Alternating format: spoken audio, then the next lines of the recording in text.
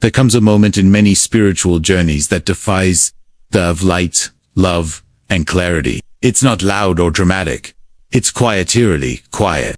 After an intense period of self-discovery, inner healing, or what some call a spiritual awakening, a strange thing happens. Motivation vanishes. There's clarity, even euphoria. But then something shifts. You wake up one day, not energized, but empty. You're not broken. You're not depressed in the clinical sense. You're just still.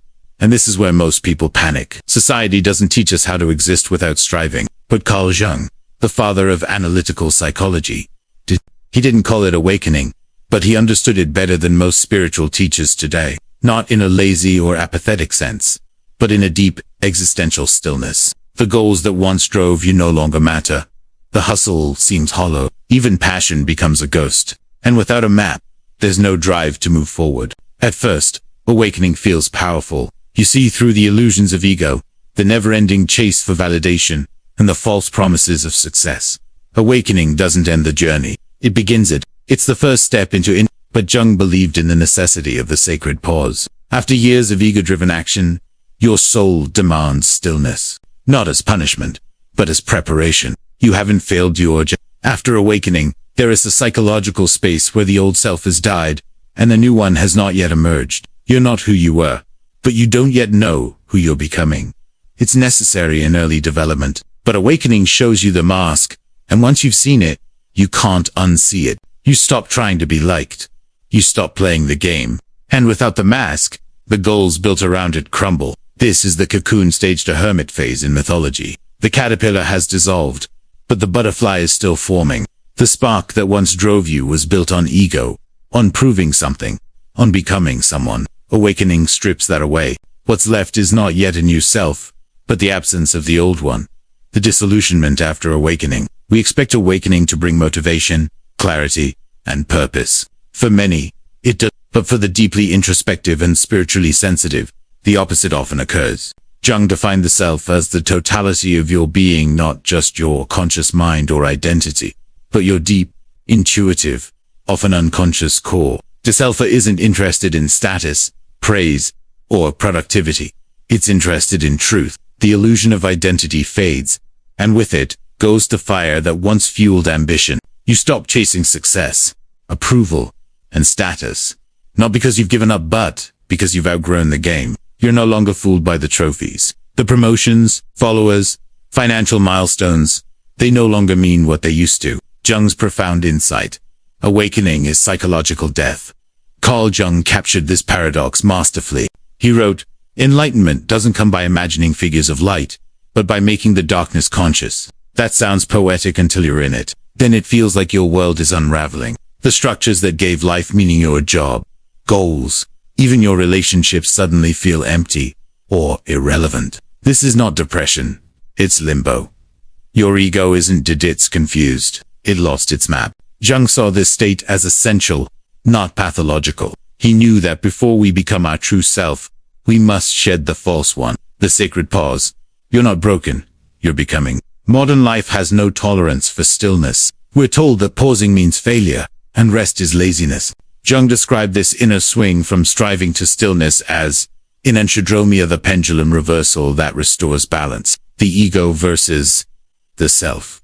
Who's in control now? Most of our life is guided by the ego. Jung called it the persona, the mask we wear to survive and succeed in society. It's not evil. This collapse isn't the end. It's the beginning of the self taking the wheel. The void, where most people give up. Here's the danger. When people hit this in-between space, they often misdiagnose it. They call it laziness, burnout, or even nihilism. Some spiritual seekers bypass it entirely, preaching only high vibes or follow your joy mantras that avoid the hard work of integration. But Jung warned that skipping the darkness means skipping the gold. The void is where your psyche reboots. It's where the unconscious rises to the surface. And yes, see, it feels like goo. It looks like sitting in silence, saying no to things that once excited you, letting go of your identity, and grieving dreams you no longer resonate with. Like the caterpillar, you dissolve before you reform. You don't hustle.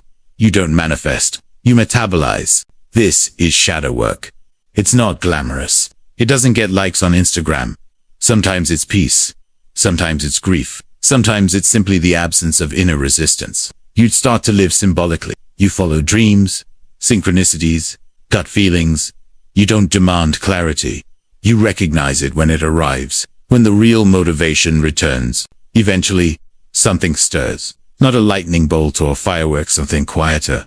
You begin to feel a new kind of energy. It's not adrenaline. It's not anxiety. You're no longer driven by the need to be someone. You're pulled by the desire to become yourself. It's not pressure to succeed.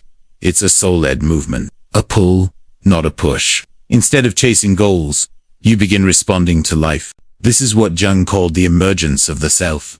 It's the internal compass that guides from within, not from societal programming. And no, this new motivation doesn't always feel like excitement. A life of meaning, not performance. When you live from the self, life becomes less about proving and more about expressing. You create, serve, build, teach not because you have to, but because it aligns with your being. You say no without guilt. You choose peace over productivity. You follow curiosity instead of checklists. You're not lazy, you're not failing. You are transitioning. The old fire had to die so the deeper flame could be found. Jung didn't promise that this path would be easy, only that it would be real. This is the symbolic life, a term Jung used to describe living in tune with the soul. You begin to ask different questions. Not what should I do, but what's quietly calling me. Because what comes next isn't a return to the old motivation. It's the birth of a new one. Not from pressure, but from presence. Not from fear, but from wholeness. Not, what's the plan, but where is life nudging me?